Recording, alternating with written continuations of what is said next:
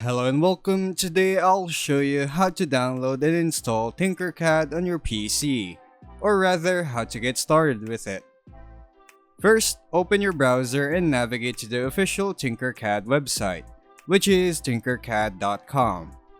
Tinkercad is a web-based app for 3D design, electronic simulation, and coding. There's no dedicated PC installer required.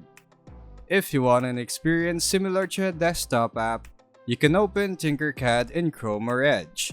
Then choose Install as App or Create Shortcut from the browser menu.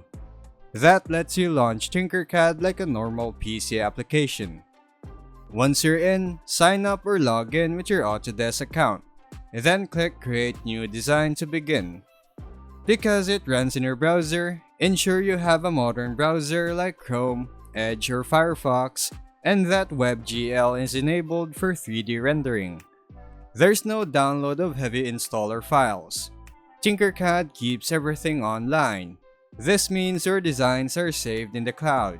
You don't need huge PC resources, and you can access it from Windows or Mac. And that's it, you're ready to start designing in Tinkercad on your PC. No complicated installation, just open your browser, log in, and go.